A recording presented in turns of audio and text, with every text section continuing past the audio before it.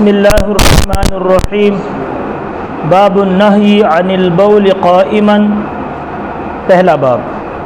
اس کے مقابلے میں دوسرا باب ہے باب ما جاء من الرخصۃ فی ذالک۔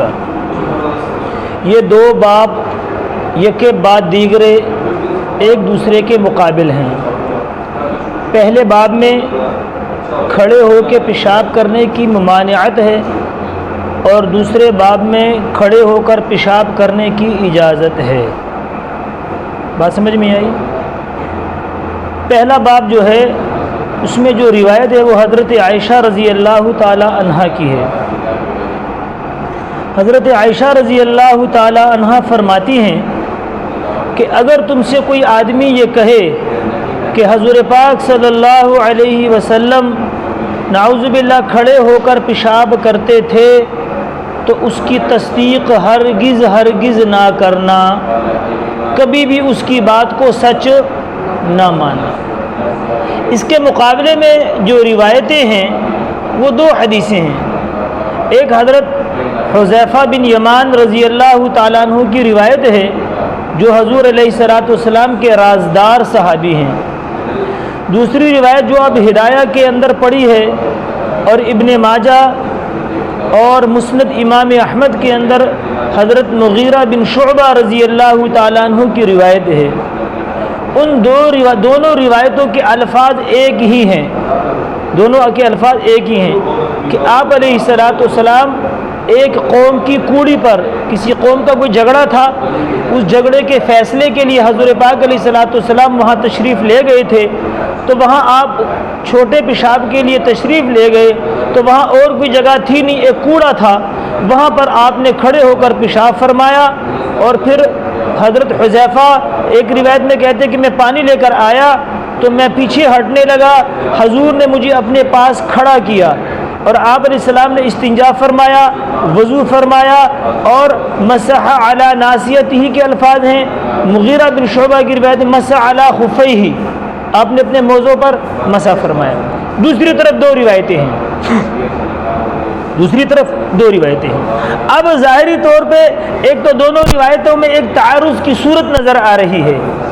ایک دوسرا حضرت عائشہ رضی اللہ تعالیٰ عنہ حضرت حذیفہ رضی اللہ تعالیٰ عنہ پر نقد کر رہی ہیں، اور ایسا اکثر ہوا ہے۔ تقریباً حضرت عائشہ رضی اللہ تعالیٰ عنہ نے جو صحابہ پر یعنی اعتراضات کیے ہیں، جو نقد فرمایا ہے، تقریباً 250 صحابہ پر آپ نے اعتراض کیا ہے۔ تقریباً 250 صحابہ کے اوپر حضرت عائشہ رضی اللہ تعالیٰ عنہ جو ہیں ان کے اعتراضات موجود ہیں، اور ان کو علامہ بدر الدین زرکشی رحمۃ اللہ علیہ نے ان تمام اعتراضات کو جمع کر کے ایک کتاب لکھی ہے، العصابۃ فی ما استدرکہ السیدۃ عائشہ علی الصحابہ۔ اس کتاب کا نام ہے کیا ہے؟ العصابۃ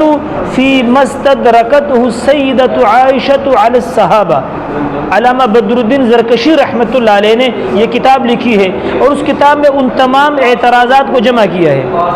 اور اس کتاب کی حضرت علامہ سیوطی رحمۃ اللہ علیہ نے عین العصابہ کے نام سے تخلیص کی ہے، استخراج کیا ہے، اس کو مختصر کیا ہے، لیکن وہ کوئی اتنی اچھی خاص تلخیص نہیں ہے۔ بہرحال جو اصل کتاب ہے علامہ زرکشی رحمۃ اللہ علیہ کی وہ دیکھنے والی ہے۔ اب علماء یہ کہتے ہیں کہ یہ جو 250 صحابہ پر حضرت عائشہ رضی اللہ تعالیٰ عنہ کے اعتراضات ہیں، چونکہ حضرت عمہ عائشہ رضی اللہ تعالیٰ عنہ ان صحابہ میں آپ کا شمار ہے جو فقیہ بھی ہیں اور مجتہد بھی ہیں۔ حضرت عائشہ اماں عائشہ رضی اللہ تعالیٰ عنہ کا شمار ان صحابہ میں ہے کہ پورے صحابہ میں 13 صحابہ ہیں، پورے صحابہ میں 13 صحابہ ہیں جو فقیہ بھی ہیں، مجتہد بھی ہیں۔ ان میں 8 تو اصل ہیں، 8 صحابہ اصل ہیں جو فقیہ بھی ہیں، مجتہد بھی ہیں۔ ان میں خلفائے راشدین حضرت ابو بکر صدیق، حضرت عمر، حضرت عثمان، حضرت علی رضی اللہ تعالی مجمعین یہ، اور 4 عبادلہ اربعہ، عبداللہ بن مسعود، عبداللہ بن عمر، عبداللہ بن عباس، عبداللہ بن زبیر، یہ 4 ان کو عبادلہ اربعہ کہتے ہیں۔ یہ 8 صحابہ اصل ہیں جو فقیہ بھی ہیں، مجتہد بھی ہیں، ان کے علاوہ 5 ان کے ساتھ ملحق ہیں۔ یہ 5 صحابہ ان 8 کے ساتھ ان کو ملحق کیا گیا ہے۔ حضرت معاذ ابن جبل، ابو موسیٰ اشعری، ابی ابن کعب، زید ابن ثابت اور حضرت عائشہ رضی اللہ تعالیٰ، یہ 5 صحابہ ملحق ہیں۔ وہ یہ 13 صحابہ جو ہیں یہ فقیہ بھی ہیں، مجتہد بھی ہیں۔ باقی جتنے صحابہ صحابیات ہیں، الصحابۃ کلہم عدول، صحابہ سارے کے سارے عادل ہیں، حافظ ہیں، لیکن اجتہاد کا جو مقام ہے اور فقاہت کا جو مقام ہے وہ ان 13 کو حاصل ہے۔ تو حضرت عائشہ رضی اللہ تعالیٰ کے جو اعتراضات ہیں، علماء کہتے ہیں اس میں اکثر تو غور طلب ہیں، اکثر اعتراضات تو غور طلب ہیں، اور اس کے علاوہ کچھ کم جو اس سے تھوڑے کم بچ جاتے ہیں وہ صحیح بھی ہیں، انہوں نے جو اعتراضات کیے ہیں وہ صحیح بھی کیے ہیں۔ اب یہاں پر جو صورت آ رہی ہے کہ حضرت عائشہ رضی اللہ تعالیٰ فرما رہی ہیں کہ جو تم سے کہے کہ حضور پاک علیہ الصلوۃ والسلام کھڑے ہو کر پیشاب فرماتے تھے فلا تصدقوہ، اس کی کبھی تصدیق نہ کرو۔ اور دوسری طرف حضرت حذیفہ تو کیا کہہ رہے ہیں کہ آپ علیہ السلام ایک قوم کی کوڑی پہ تشریف لائے، فبال قائما، آپ نے کھڑے ہو کر پیشاب فرمایا، اور میں نے پانی لے کر آیا، فتوضأ ومسح على ناصیتہ او على خفیہ، دوسری حدیث موجود ہے۔ اب علماء نے اس کے جوابات دیے ہیں، علماء نے دونوں میں تطبیق بٹھائی ہے۔ وہ تطبیق یہ ہے کہ حضرت عائشہ رضی اللہ عنہ کی جو روایت ہے اس کو عادت پر محمول کیا ہے، حضرت عائشہ کی روایت کو عادت پر محمول کیا ہے کہ حضور علیہ السلام کی عادت کھڑے ہو کر پیشاب کرنے کی نہیں تھی، حضور علیہ السلام کی عادت کھڑے ہو کر پیشاب کرنے کی نہیں تھی، اور آپ علیہ السلام کھڑے ہو کر پیشاب نہیں کرتے تھے۔ اور اس کی دلیل میں امام ترمذی رحمۃ اللہ علیہ نے حضرت عمر رضی اللہ عنہ کی روایت پیش کی ہے، اور حضرت عبداللہ ابن مسعود نے ان کو قول پیش کیا ہے کہ حضرت عمر رضی اللہ عنہ کہتے ہیں، یہ ایک راوی ہیں عبد الکریم، ایک راوی ہیں، کیا نام ہے ان کا؟ عبد الکریم، اتنا اچھا خاصا راوی نہیں ہے، اچھا خاصا راوی نہیں ہے، کیونکہ ان کے اوپر کئی جو ائمہ جرح و تعدیل کے امام ہیں، یحییٰ بن سعید القطان ہے، ایوب سختیانی ہے، ابن مہدی ہیں، ابن عدی ہیں، اور امام ابن مالک وغیرہ ہیں، ان تمام حضرات نے ان پہ جرح کی ہے، اور بعد نے تو ان کو بہت مناکیر تک بیان کیا ہے، اچھا راوی نہیں ہے۔ اس کی روایت ہے، عبد الکریم کہتے ہیں ان کی کنیت ابو امیہ ہے، ان کی کنیت کیا ہے؟ ابو امیہ، اور ان کا نام عبد الکریم بن ابو المخارق ہے، اور یہ بصرہ کے المعلم البصری، یہ بصرہ کے بہت بڑے معلم ہیں، اور 126 ہجری ان کی وفات ہے، 126 ہجری ان کی وفات ہے، ان تابعین میں سے ہے، لیکن اچھے راوی نہیں ہیں۔ وہ کہتے ہیں کہ حضرت عمر تنہو فرماتے ہیں کہ میں پیشاب کر رہا تھا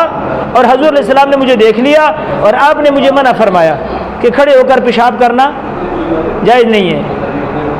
لیکن یہ روایت ٹھیک نہیں ہے، یہ عبد الکریم بن ابی مخارق کی وجہ ٹھیک نہیں ہے۔ حالانکہ اس کے مقابلے میں جو صحیح روایت ہے وہ عبید اللہ عمری کی ہے، وہ حضرت نافع سے نقل کرتے ہیں، وہ حضرت عبداللہ ابن عمر سے نقل کرتے ہیں۔ حضرت عبداللہ ابن عمر کہتے ہیں کہ میرے والد حضرت عمر نے فرمایا کہ میں جب سے مسلمان ہوا ہوں میں نے کھڑے ہو کر پیشاب نہیں کیا، میں جب سے مسلمان ہوا ہوں میں نے کھڑے ہو کر پیشاب نہیں کیا۔ تو معلوم ہوا کہ یہ عبد الکریم نے کوئی خرد برد کیا ہے، یہ جو بات کہہ رہے ہیں وہ خرد برد کر رہے ہیں۔ اور دوسری حدیث جو ایک موقوف حضرت عبداللہ ابن مسعود کا قول لے کر آئے امام ترمذی رحمۃ اللہ علیہ کہ گوار پن میں سے ہے، یہ بات گوار پن میں سے ہے، یعنی گوار پن کے بے وقوف جس کو کہتے ہیں جانوروں کی حرکت، یہ گوار پن میں سے ہے کھڑے ہو کر پیشاب کرنا، سمجھ میں آئی؟ تو حضرت عائشہ رضی اللہ تعالیٰ عنہ کی حدیث کو مجتہدین محدثین نے عادت پر محمول کیا ہے کہ عادت آپ علیہ الصلوۃ والسلام کی نہیں تھی۔ ایک مرتبہ آپ علیہ الصلوۃ والسلام نے اس جو قوم کی جو کوڑے پر پیشاب فرمایا ہے اس کی جو یہ پیشاب کیوں فرمایا اس کی بھی علماء نے تعویلیں کی ہیں، ان کی بھی علماء نے تعویلیں کی ہیں۔ بعض علماء نے یہ کہا ہے کہ بھئی آپ علیہ السلام جب ایک کوڑے پر پیشاب کرنے کے لیے آئے تو وہاں پر سطر کا کوئی طریقہ ہی نہیں تھا، اگر آپ بیٹھ جاتے اور بیٹھ کے پیشاب فرماتے تو آپ کا سطر نہیں ڈھمپتا تھا، اس لیے آپ نے کھڑے ہو کر پیشاب فرمایا۔ دوسرا جواب یہ ہے کہ وہاں پر بیٹھنے کی جگہ یوں تھی، ڈھلوان تھا، اگر آپ علیہ السلام بیٹھتے پیشاب فرماتے تو وہ پیشاب لڑک کر واپس آپ کی طرف آتا تو آپ کے کپڑے یا کوئی وغیرہ چیز ناپاک ہو جاتی، اس لیے آپ علیہ السلام نے کھڑے ہو کر پیشاب فرمایا۔ تیسرا جواب دیا ہے کہ وجعن فی معبزہ، وجعن فی معبزہ، آپ کے گھٹنے مبارک میں تکلیف تھی، آپ بیٹھ نہیں سکتے تھے، اس لیے آپ نے کھڑے ہو کر پیشاب فرمایا۔ اور بعد میں کہا ہے کہ یہ بیان جواز کے لیے ہے، آپ نے جو پیشاب کھڑے ہو کر فرمایا یہ بیان جواز کے لیے ہے۔ اور پانچواں جواب یہ دیا کہ عرب کے اندر یہ بات مشہور تھی، عرب کے اطباء اور حکماء کمر کی تکلیف کے اندر کھڑے ہو کر پیشاب کرنے کو سود مند سمجھتے تھے کہ جس کو کمر میں تکلیف ہے وہ پیشاب کھڑے ہو کر کرے، بیٹھ کے نہ کرے، یہ کمر کی تکلیف اس سے بڑھے گی نہیں۔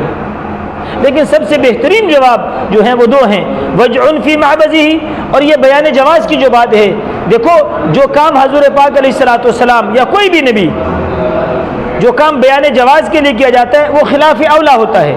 وہ کام کیا ہوتا ہے؟ خلاف اولا۔ لیکن نبی کے حق میں وہ خلاف اولا نہیں ہوتا، ہمارے حق میں خلاف اولا ہے، یعنی ہم میں سے کوئی آدمی کھڑے ہو کر پیشاب کرے گا تو یہ خلاف اولا ہے۔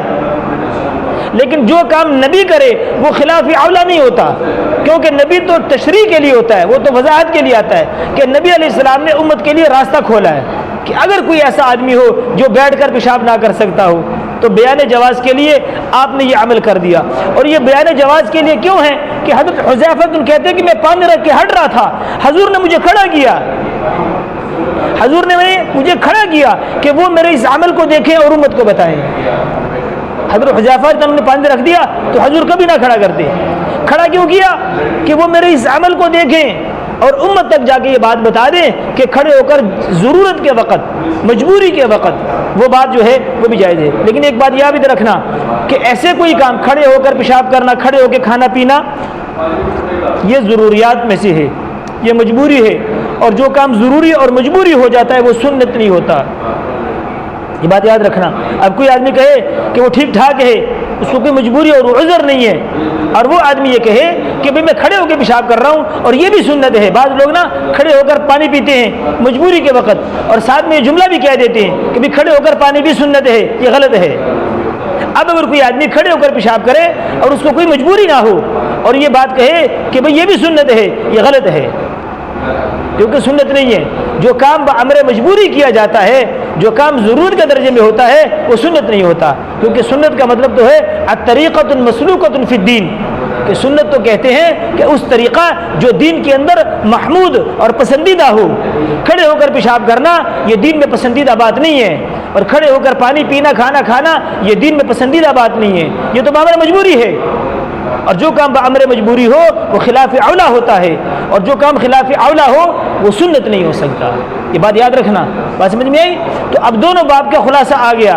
کہ کھڑے ہو کر پیشاب آپ نے ایک مرتبہ فرمایا ہے وہ بیان جواز کے لیے ہے، اور جو حضرت عائشہ تو فرما رہی ہیں وہ عادت ہے کہ آپ علیہ السلام کی عادت کھڑے ہو کر پیشاب کرنے کی نہیں تھی۔ یہ اس کوڑی پر ایک مرتبہ جو آپ نے پیشاب فرمایا ہے اس کے سارے جوابات آ گئے کہ یا تو پردے کا نظام نہیں تھا، نمبر 2 یا وہاں سے پیشاب لڑک کے واپس آپ کی طرف آ رہا تھا، نمبر 3 آپ کے گھٹنے مبارک میں تکلیف تھی، نمبر 4 عرب کے حکماء کھڑے ہو کر پیشاب کرنے کو اب کمر کی تکلیف کے لیے سودمند سمجھتے تھے، نمبر 5 یہ کام آپ نے بیان جواز کے لیے کیا۔